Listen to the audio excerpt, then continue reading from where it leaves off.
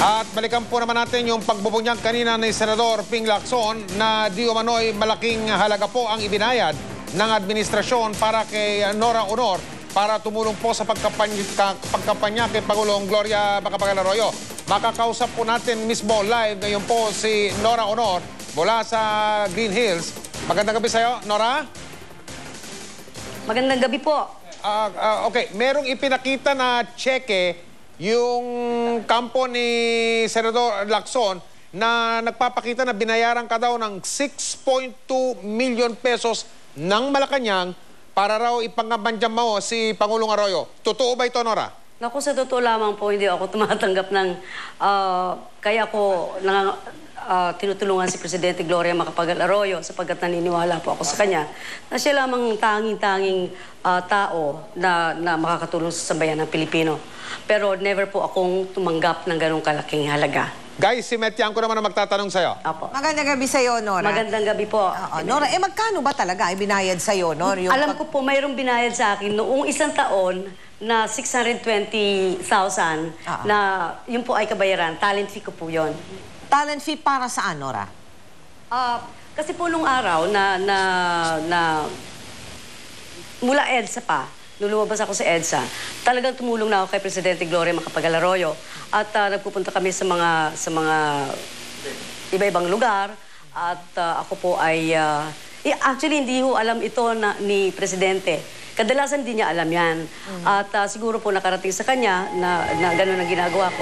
Kaya minsan, pinatawag kami at binigyan siguro kami ng panggastos. Para doon sa amin, ginagastos talaga. Pero yung 6.2 million, never ko pong natanggap yung ganong kalaking halaga. Ngayon gusto ko lamang pong malaman kung sino po yung naglabas niyan kasi mabuti ho kung kapwa-politika politiko ang ginaganyan nila. Ay, hindi naman ho ako politikang tao. Bakit naman po pati ako idadamay nila sa ganitong mga anomalya? At obviously po, mayroon akong ito ho, may original po ako nung pinirmahan ko nun sa Malacanang, nung pinatawag ako. At ito, finorge nila talaga kasi ang nakalagay doon sa original na pinirmahan ko, September 4, nung pumunta po ako doon, at dito sa kanila, binura nila, ginawa nila ang March 4. Ito po yun. Ito yun, so, nasa iyo, Nora, ang hawak mo yung original mo, yung totoo, yung sinasabi mong totoo, no? Anong nakalagay dyan? What was the payment for? Para saan yung 620,000 na binayad sa'yo? Ayun nga po, yung pinaliwanag po kanina, kasi may mga panggasos-gasos po na inaano kami. At saka siguro hindi naman masama kung may bigyan ako ng talent fee. Siguro naman hindi masama yun. At kung bigyan man ako ng talent fee sa pag-ano ko, hindi naman sa pagyayabang, kung tutuusin hindi dapat ganun. Maliit para sa'yo. Okay. Hindi dapat ganun. Guys, si Mikey... Siyempre, sasabihin na naman nila na, bakit naman bibigyan ng ganun ng 620? Wala na naman yan.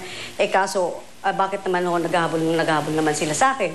Ibig sabihin, hindi na ho issue yun. Ang issue dito, hindi ho totoo na 6.2 million. Ngayon, kinausap ko po yung lawyer, mag-uusap po kami mamaya ng lawyer kasi masiraan naman po ito dahil maski na nung kay Erap, hindi ho ako humingi ng kahit na isang sentimo sa kanya. Bigyan man ako, yun ho ay kusang ibinigay siguro sa akin dahil sa pagtulong ko sa kanya. Sige, si Michael Ricoso dito, isang tanong na lang. Dala mo yung mga voucher dyan, hawak mo yung... Okay, pakitignan nga, cheque ng anong tanggapan niyang nandyan. Saan galing yung checking yan? Anong opisina galing? Ano nga ito, General, sa Anong office to? Ito original.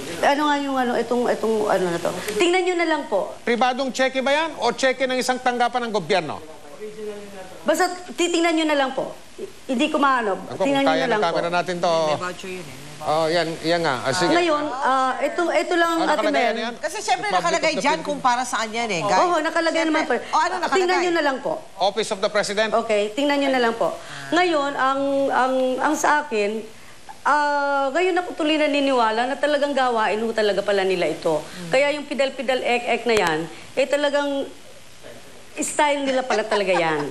Ikaw mo naman, lumalayo tayo. Magpapasalamat na kami sa iyo, ha? Nora Honor, thank you very much. Sige, maraming salamat po. Thank you. Salamat, Guy. Good evening. Magandang gabi.